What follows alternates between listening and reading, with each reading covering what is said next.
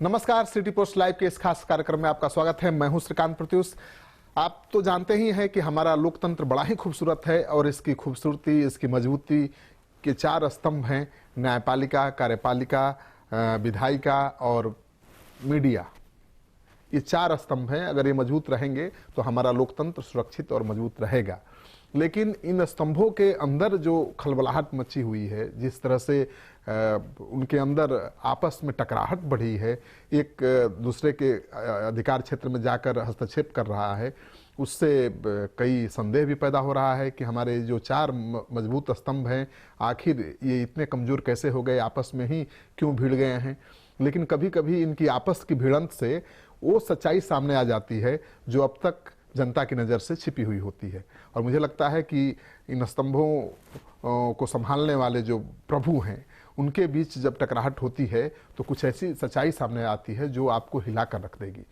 उप मुख्यमंत्री तेजस्वी यादव ने सीबीआई निदेशक आलोक वर्मा द्वारा सीवीसी को सौंपी गई सनसनीखेज जांच रिपोर्ट का हवाला दिया है और एक बहुत बड़ा आरोप लगा दिया है नीतीश कुमार और डिप्टी सीएम सुशील कुमार मोदी पर। सीबीआई की लीगल विंग के बाद अब डायरेक्टर आलोक वर्मा ने सीवीसी को अपनी रिपोर्ट में तेजस्वी यादव के परिवार पर पीएमओ द्वारा किए जा रहे जुल्मों का सबूत सहित तथ्य पेश किया है। ये तेजस्वी यादव का दावा है।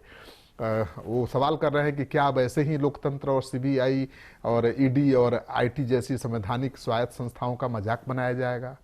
तो जिस तरह से सीबीआई के दो शीर्षस्थ अधिकारी यानी सीबीआई के डायरेक्टर, सीबीआई के स्पेशल डायरेक्टर के बीच घमासान जारी है और उसकी वजह से उनको हटना भी पड़ा है, लेकिन उनकी लड़ाई के कारण एक ऐसा मामला सामने आया है जिससे लगता है कि हमारे जो लोकतंत्र है, हमारी जो राजनीति है आज की, उसमें फंसाने और बचाने की राजनीति हावी है। तेजस्वी ने उसी सीबीआई के दो अधिकारियों की लड़ाई के बाद जो सच्चाई सामने आई है उसको आधार बनाकर नीतीश कुमार पर और सुशील मोदी पर हमला बोला है। सीबीआई निदेशक के अनुसार बिहार में हारे हुए अफवाह मियां यानी तेजस्वी यादव कह रहे हैं सुशील मोदी को कि अफवाह मियां किस हैसियत से पीएमओ अधिकारियों से मिलकर सीबीआई से विपक्षी नेता के केस का फॉलोअप कर रहे थे। तेजस्वी ने आगे ट्वीट में कहा है कि क्या अब ऐसे ही गैरा नथु खैरा कोई भी भाजपाई सीबीआई को डिक्टेट करेगा। यह एक गलत परिपाटी स्थापित की जा रही है, एक गलत परंपरा की शुरुआत की जा रही है, इसके अनेकों दुष्प्रभाव होंगे। तेजस्वी यादव का कहना है कि वो लगातार कह रहे थे कि नीतीश कुमार बीजेपी के साथ मिलकर घिनौना षड्यंत्र उनके परिवार के खिलाफ कर रहे हैं। अब उनकी नंगई उजागर हो गई है। हमसे पब्लिक डोमेन में स्पष्टीकरण मांग रहे थे कि सीबीआई ने केस किया है, अब तो सीबीआई निदेशक ने ही सच बोल दिया है।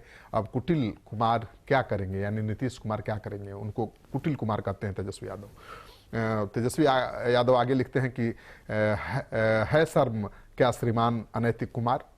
अपने अगले ट्वीट में तेजस्वी ने लिखा है कि नीतीश कुमार में अगर नैतिकता, अंतरात्मा और शर्म बची है थोड़ी भी तो जवाब दें।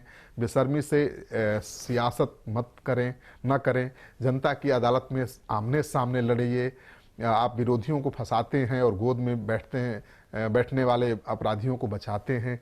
चाचा, अब जनता जनार्दन और भगवान आपके कर्मों या कुकर्मों का हिसाब करेगी। तो इस तरह से तेजस्वी यादव ने सीबीआई के दो अधिकारियों के बीच की लड़ाई के बाद जो भीतर की रिपोर्ट आई है बचाने और फंसाने की, उसको आधार बनाकर बिहार की सियासत में भूचाल मचा दिया है। उन्होंने एक वेबसाइट के खबर को रीट्वीट किया है और उसके हवाले से ये हमला किया है। इसके साथ ही उन्होंने अपने परिवार के चरित्र हनन का आरोप भी लगाया है और लिखा है कि हम शुरू दिन से ही कह रहे थे कि नरेंद्र मोदी, अमित शाह, नीतीश कुमार और सुशील मोदी राजनीतिक प्रतिशोध के चलते हमारे ऊपर झूठे केस थोपकर हमारा चरित्र हनन कर रहे हैं, क्योंकि उन्हें सबसे बड़ा खतरा मुखर धर्मनिरपेक्ष और सामाजिक न्यायवादी दल से ही है, यानी आरजेडी से है। हम डरने वालों में से नहीं हैं और ना ही डरेंगे।